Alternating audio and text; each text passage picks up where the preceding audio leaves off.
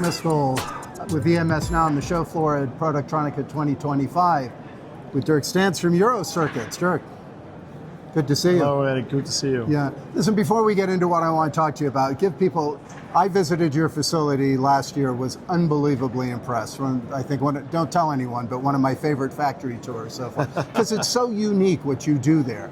Kind of give people an overview of both the PCB and the PCBA side, but it's all prototype. So Exactly, and I think we are there in a kind of a niche in Europe, and we address the electronics engineers. Mm-hmm. And first of all, we are already doing that with bare boards for 35 years, prototypes and small series. And now in the recent 10 years, we added assembly to that, and that gave a completely different perspective towards the service that we can offer to the electronics engineer. Because what is very important for Eurocircuits, and probably you have noticed that while being with us, is that we have always this philosophy of digital first. So we don't manufacture anything unless we have completely analyzed the digital data, so the PCB data of the board together with the components, and this dimension of bringing the bare board and the assembly together for the design for manufacturing adds so much extra value to the end product to get all the defects and the mistakes out of it. And why do we deal with these, or why do we have this large number of mistakes is logic, because we are getting the first off data, the embryo data, and it's logic that there is always something that is overlooked in there. And there is not one dossier that comes to us without any mistake in it, and that is the real force of Eurocircuits.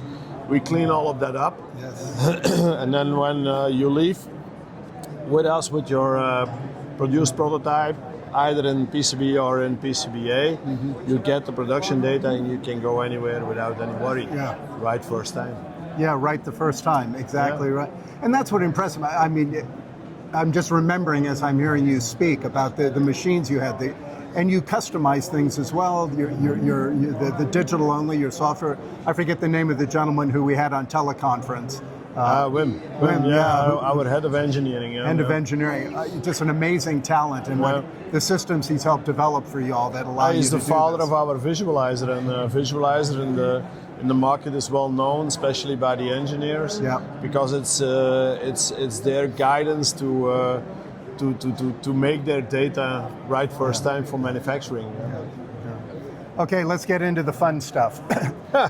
Okay. The reason I wanted to talk to you too was you've become more outspoken, I would say, about kind of what's happening in Europe, the desire to kind of bring the ecosystem back into Europe to strengthen that, especially around the PCB industry. So kind of maybe give some comments as to what you're seeing and what's motivating you to be speaking out as you are. So this is your polite, friendly way of saying I have a big mouth. Yes, it is. Okay.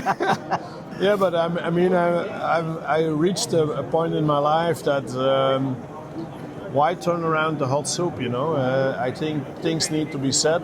And I'm too old to waste time over nitty-gritty details in talks. So let's say what it is all about, and we need to change things dramatically and rapidly in Europe.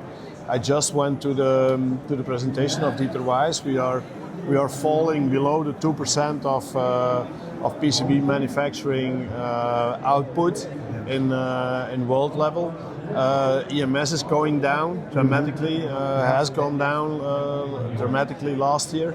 So we are losing market share, where in the whole world, if you look at electronic manufacturing as well, PCB as EMS is going forward dramatically in percentages, also due to the artificial intelligence market, which is growing rapidly.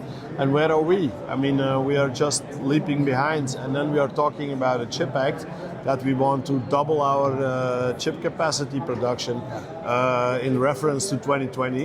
And in 25 we had this review of the Court of Auditors, and we are going nowhere with this. So basically we are just talking, putting theoretical budgets out there, but in reality, nothing's happening. Yeah. And then I started to write 1 year ago about practical proposals.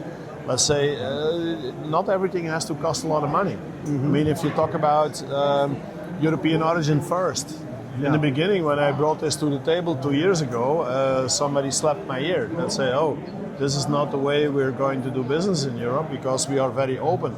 I like the openness of the European people, but there is a difference between being open or being naive, and say, "Come here and profit from me."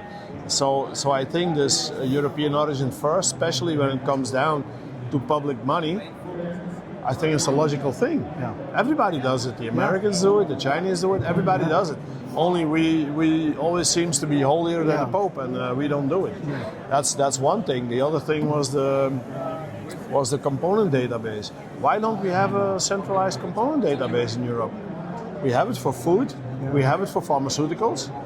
Why don't we have it for electronics? I mean, we are talking about a Green Deal and reporting, and at the same time, we want administration to go down with 25% because we say in Europe we need to digitize. Yeah. So, but in the Green Deal, everybody wants reporting from us for electronic manufacturing, but nobody thought about how are we going to do that.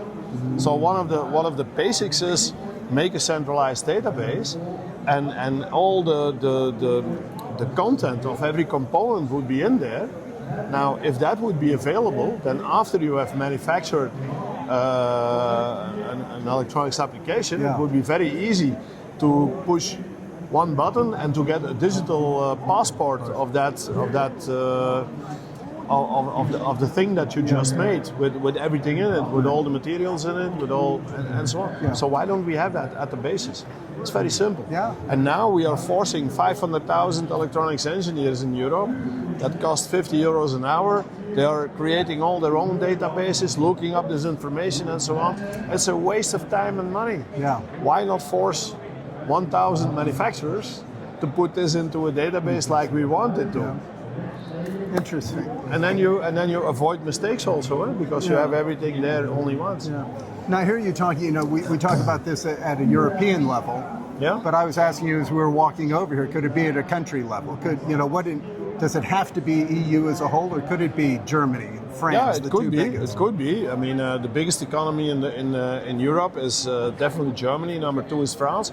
If they join hands and they pull the wagon, everybody jumps on. Yeah, that's for sure. But if you look at politics today, Germany is busy with itself.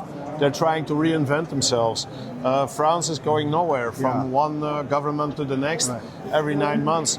Belgium is busy with the 26 budget and they can't even agree on that. And in Holland there has been an election and so on. So where is local politics going? Yeah. I mean, it's more interesting to sit in a local pub and talk about the football team and than talk about local politics because it's going nowhere. Yeah. So if Europe isn't going to do it, I think nobody will. We were talking earlier too about, the EU is, the United States has its, we're going through this and we have one government, right? The EU has 20, however many it is, right? Yeah. Which makes it a little more challenging.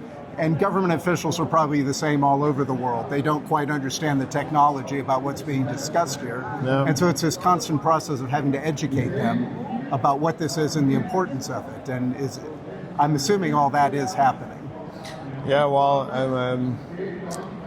I always say, but that's probably because I'm an engineer myself, but we need more engineers, Yeah. And because now politics is completely filled with lawyers and historians, but no engineers, and we need to work more on our basic economy, build up. First, you need to make something, build something, and then you can have secondary economy of selling that. Mm-hmm. But first, you need to make something, and somehow we seem to have forgotten that in Europe. Yeah. And it's not only in electronics; it's in steel, it's in everything. Yeah. And we need to go back to that again. So more engineering, I would say. Yeah. And the second thing is, but that is my summary of the whole thing. We need less blah blah, and we need more data. Yeah. Yeah. So Yeah. So less talk and more doing. Yeah. And that sums it up to my feeling.